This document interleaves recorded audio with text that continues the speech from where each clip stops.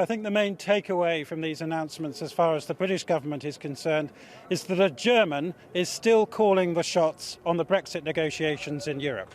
I'm not talking about Angela Merkel, the Chancellor, who's been doing that for the last 3 years, but now her Defence Minister, Ursula von der Leyen, is nominated as the President of the European Commission, a member of Merkel's own party.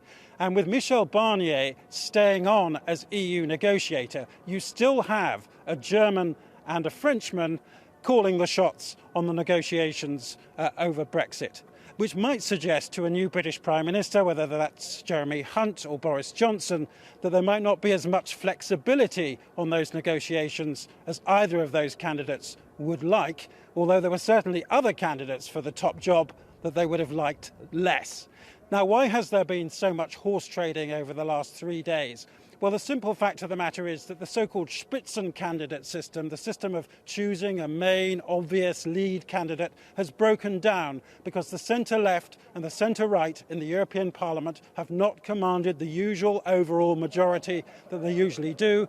And so there has been more negotiations behind the scenes in Brussels to find compromise candidates from the right gender and from small countries and from big countries. This is what's been happening in Strasbourg today before the announcements about these appointments in the last hour or so. It's the first day of school, and one Nigel Farage, its naughtiest boy for the last 20 years, is now head of the joint biggest party in the entire European Parliament. In theory, he and his fellow 28 Brexit Party MEPs will be expelled from here by October the 31st. But Mr Farage does not sound entirely convinced. Oh, we'll be gone by the 1st of November. We are leaving on the 1st of November, aren't we? Yeah. We'll see. We'll see. I have a funny feeling we might still be here. The newcomers posed for selfies at the back of a class they still hope to graduate from in just 4 months flat.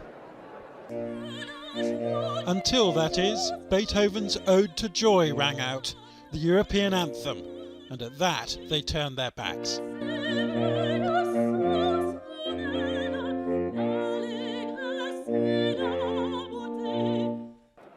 With a record 16 MEPs, the Lib Dems are counting on more deadlock in Westminster, meaning they will keep their seats here. They clogged the corridors this morning, a phalanx in yellow, their fate dependent on a new British Prime Minister failing to see a new Brexit deal through. Stop Brexit! Aren't you running out of time to stop Brexit? No. We will fight to our last breath to stay in the European Union, and we will do everything that we can. And this is a message to our colleagues here in the European Parliament that we don't want to leave. I know that they don't want us to leave, so we must all work together to stop Brexit. But isn't it true that the biggest British party in the European Parliament is the Brexit Party? But there were more votes cast for Remain than from the Brexit Party. 1.1 million more. They have money, but we have votes.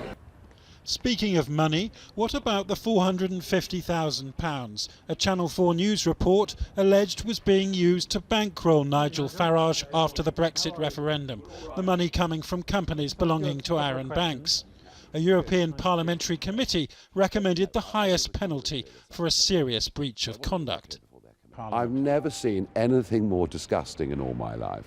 You know, coming up with a whole series of nonsensical findings. The idea that I've received some vast sum of money, which is 450,000 quid. Absolutely not true. Just simply not true in any way at all. A misinterpretation of a stolen set of accounts. Not true in any way at all. So just to be clear about that, so the 13,000 a month for a house in Chelsea, not true? Well, I'd use of a property in London, not the exclusive use, but use of a property in London, that's true. But if you look at all the numbers, what's being presented is simply untrue. So how much was it? If it wasn't, I've no idea. If it wasn't 450,000 from Arron Banks' companies in the year after the referendum, how much was it? A tiny fraction of that. A tiny fraction of that. So the outgoing president of the European Parliament, has he said to you he's not going to take any action? Or, because obviously he's about to lose his job. I met with the outgoing president yesterday. We've been through it all. He understands there's not a penny of taxpayers' money involved in any of these allegations, and that's key. He's asked me to declare one or two things, which I'm perfectly happy to do. So what have you got to declare? Things that I don't think should be declared, such as the use of an office in London during the referendum. But look, these are very small technical things. So what else has he been asked to declare? This morning, a declaration of travel to America in 2016 briefly appeared on Farage's official European Parliament page before it was taken down. Perhaps because the Parliament's president, Antonio Tajani, has made no official announcement that the Brexit Party leader really is in the clear, and the Italian wouldn't talk to us. It was a turbulent first day of term outside too. These protesters for Catalan independence were furious that 3 elected members could not take their seats after the Spanish government refused to recognise them as MEPs. Inside, Majid from Yorkshire was not recognised either. The Green Party MEP says an official asked him to leave the building, apparently believing he was lost and was not supposed to be there. Though all 73 British MEPs really will be leaving come the end of October, if yet another Brexit deadline is actually met. Jonathan Rugman reporting. We'll hear the damage which a no deal Brexit could cause, and the spending pledges of the 2 Tory leadership contenders continue to dominate politics, with the Chancellor warning a disorderly exit could deliver a £90 billion hit to the economy. Boris Johnson continued to dismiss the warnings. Our business editor Siobhan Kennedy reports. As politicians talk tough on no deal, a solid reminder from the real world. The construction industry today warned new orders in June fell to their lowest level in more than a decade. No surprise, Brexit uncertainty one of the biggest factors. Jeremy Hunt, ladies and gentlemen. The dire figures, though, didn't feature on the campaign trail as the 2 Tory leadership candidates sold themselves and a potential no deal in Northern Ireland. This may be the Chancellor's last Treasury questions. I just want to thank him. But back in Westminster, Philip Hammond, counting the days till his own expected exit, stepped up his offensive, putting a hefty price tag on a messy exit from Europe. The government's analysis suggests that in a disruptive no-deal exit, there will be a hit to the exchequer of about £90 billion. That will also have to be factored in to future spending and tax decisions. Conscious of the fact he may only be here for a few more weeks, Mr Hammond is ratcheting up the pressure, today reiterating that every single penny of the £26-odd billion he's painstakingly put aside would immediately be soaked up in the event of a no-deal Brexit, never mind having any cash in reserve for tax and spending measures. And he put the boot in further, reminding Boris Johnson and Jeremy Hunt that the no-deal piggy bank would be spent multiple times over if the government's long-term predictions about the impact of a no-deal Brexit are to be believed.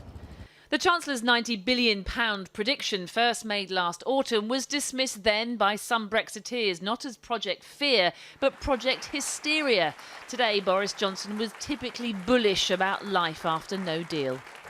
I think we should be very positive about Brexit, and we should not be terrified of a no-deal Brexit. We should not be terrified of coming out on WTO terms. We will make sure we look after the agriculture interest. And I think a lot of the negativity about a WTO Brexit has been wildly overdone.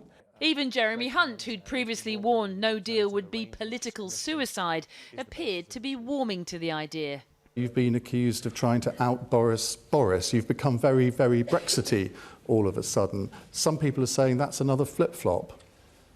Not at all. I've always thought we need to go further and faster on no-deal preparations. Jeremy Hunt says an extension is still on the cards, but Mr Johnson insists he wants out. I gave his predecessor a little red book as a present. We have another red book. But this is a guide to London's rebel walks, and we hope he'll enjoy it in his leisure periods. Amid the dire warnings, a parting gift for the Chancellor today from his adversary. I have to say I haven't read this one and I have read the other one. The Chancellor's parting gift for his own side, though, perhaps less well received.